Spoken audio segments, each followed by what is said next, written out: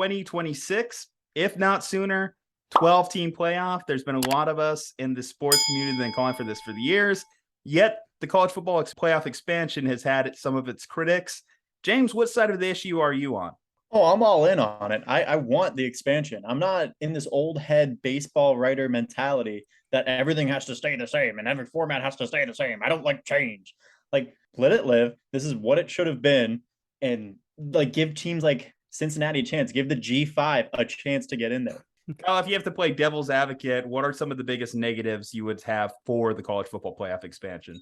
I actually have one pretty big one that I feel like has been dramatically underreported, and it's the fact that the powers that be in college football, whether it be Greg Sankey or Kevin Warren or that weird rotating panel of athletic directors that form the college football playoff committee, it's messed up that they can just unilaterally expand the playoff without having any sort of negotiation with their labor. Like the idea that they can just do this without having any sort of labor negotiation or talking to their players about revenue sharing behind this, because you know how it's supposed to go as late as 2026. That's just because of when the current 4-team playoff contract expires. So if they go to ESPN and negotiate a 12-team deal, they can just like rip up the old one and do a new contract. And the fact that they can do this and the players don't have any say in the negotiations of the college football playoff is absolutely insane. And it's something that I feel like has been underreported in the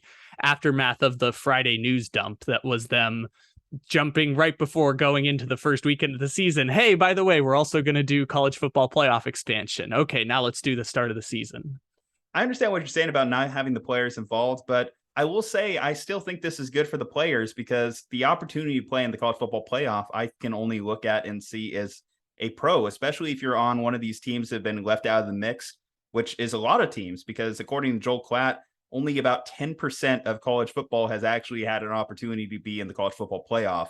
Whereas if you were to have the format that they're going to work with retroactively, that would have been like 40 teams, which would have been a huge difference in terms of how many teams would have that exposure. How would that have impacted recruiting numbers? All these guys are going to have the chance to shine under bright lights now on national television. I think is a big win for the players.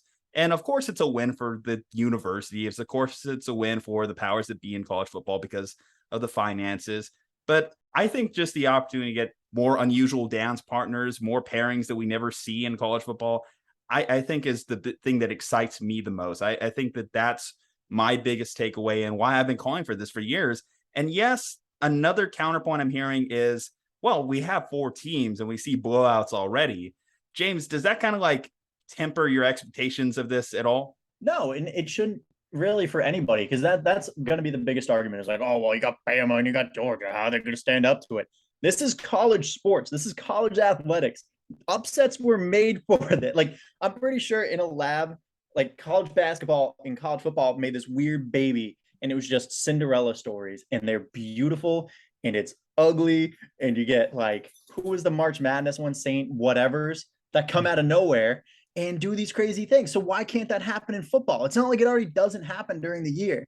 Combined with the fact that the Sugar Bowl had its lowest ratings ever last year. So if you get rid of those games and actually add stakes to it, instead of just having them be meaningless games where the only thing of consequence that I remember is that Matt Corral got hurt and his draft status tanked in that game. If you add stakes to games and you add storylines, like you said, people might end up watching those games instead of the declining audience of whatever the New Year's Six bowl games may be.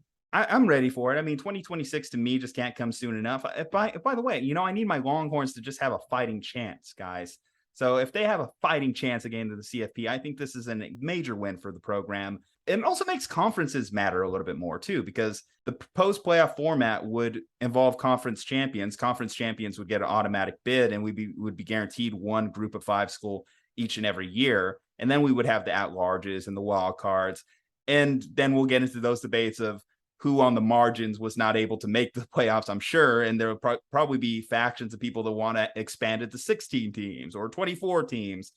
I feel like those conversations are coming down the line, but I feel as 12 is a good number. I feel great with 12. Yeah, it's basically copying the NFL playoff format. So I think they're definitely following that model. And they did give room for, say, a Cincinnati team like last year, who finished with a better record than any Big 12 team or a higher ranking, to say that they can actually get a bye. They just said top 4 conference champions. And it gives room for the fact that there might only be 3 to 4 power conferences come a couple years from now, depending on whatever happens to the weird Pac-12, Big 12 TV contract that is going to get negotiated sometime in the next 4 months. Okay, we'll close this out. Biggest winner, Kyle, you go. The people who are going to make billions of dollars that won't allow it to go to any of the players. James, biggest winner. SEC. More money for the SEC. Just keep throwing money at the SEC. Myself, biggest winner, the fans. You, obviously, you're a college football nerd. You're tuning into this video. So I think this is a win for you. All right, guys, you probably noticed this segment's a little different, not just Kyle and I, but we also joined by a guest, James from Boda. James, we need you to drop all the obligatory plugs. That way people know where to find you. Hey, well, thank you for having me. You can find us everywhere at Boda Sports, BOTA.